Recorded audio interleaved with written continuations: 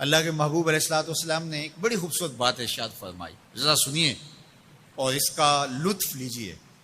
اور حضور کے دیے گئے اس وعدے پہ دل کے قرار کا سامان کیجئے۔ اللہ کے محبوب علیہ السلام نے ارشاد فرمایا کہ من یکفر لی اللہ یسأل الناس شیئا، جو شخص مجھے اس بات کی ضمانت دے کہ وہ اللہ کے علاوہ کبھی بھی کسی سے کوئی سوال نہیں کرے گا، جب بھی کوئی مشکل ہوئی، جب بھی تکلیف ہوئی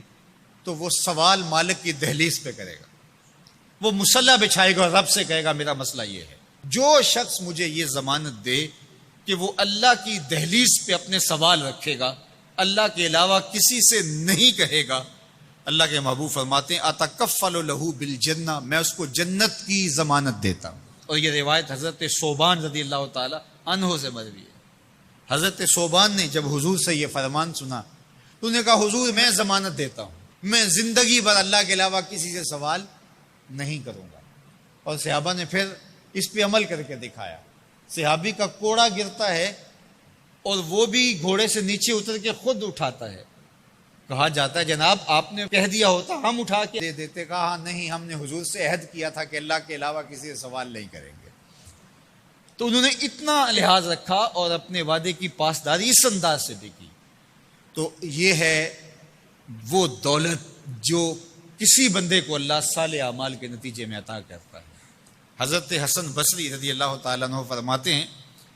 کہ یہ کسی شخص کا ضعیف یقین ہے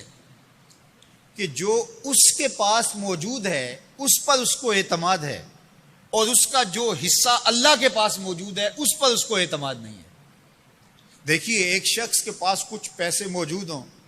اس کی جیب میں ہے، اس کے لاکر میں ہے، گھر میں ہے، اور ایک وہ اس کا مال ہے جو بینک میں پڑا ہوا ہے،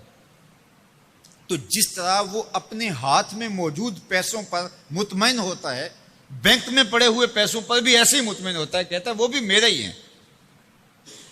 تو جو شخص بینک میں پڑے ہوئے پیسوں پر تو مطمئن ہے، گھر میں موجود رقم پر تو مطمئن ہے، اس کے ہاتھ میں اس کی جیب میں جو ہے اس پر تو مطمئن ہے، اور اس کی قسمت کا جو ابھی اللہ کے پاس ہے اس نے ابھی اس کو دیا نہیں، اس پہ مطمئن نہیں ہے، تو حضرت حسن بصری فرماتے ہیں اس سے بڑھ کر ذوف یقین اور کیا ہوگا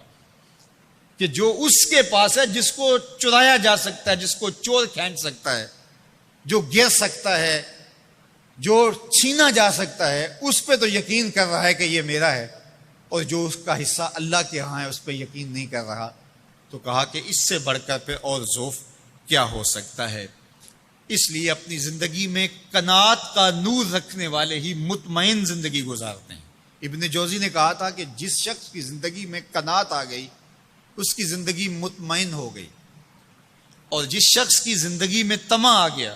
اس کی زندگی گھٹن کا شکار ہوگی، اذیت کا شکار ہوگی۔ حضرت سہل بن سعد الساعدی رضی اللہ تعالی عنہ سے یہ روایت مروی ہے کہ ایک شخص حضور کی خدمت میں آیا اور اس نے حضور سے ایک عجیب سوال کیا۔ اس نے کہا حضور مجھے کوئی ایسا عمل ارشاد فرما دیجئے کہ اگر میں وہ کروں تو مجھ سے اللہ بھی پیار کرے اور اللہ کی مخلوق بھی مجھ سے پیار کرے، ایک عمل ایسا بتا دیجئے اگر میں وہ عمل بجا لاؤں تو اللہ مجھ سے پیار کرے اور اس کی مخلوق بھی مجھ سے پیار کرے۔ اللہ کے محبوب نے اس کو جو جواب دیا اس کا مفہوم سن لیجئے۔ آقا کریم نے فرمایا جو دنیا میں موجود ہے، میسر ہے، اس سے بے رغبت ہو جا، تیری ضرورتیں تو پوری ہوں گی، اس میں تو کوئی شک نہیں، لیکن تیری رغبت ادھر نہ رہے، زہد فی الدنیا اختیار کر لے، تو تجھ سے اللہ پیار کرے گا کہ یہ بندہ دنیا میں رہ کے بھی دنیا کا نہیں میرا ہے، اور جو لوگوں کے پاس ہے ان سے بے نیاز ہو جا تو لوگ تجھ سے پیار کریں گے، اور اگر تو لوگوں کی جیبوں پہ نظر رکھے گا اور لوگوں کی دولت میں، ان کے مال میں تجھے رغبت ہوگی تو فرمایا کہ پھر لوگ تجھ سے دور ہٹ جائیں گے۔ تو اللہ قناعت کا نور عطا فرماتا ہے شخص کو جو اچھے اور صالح اعمال بجا لائے۔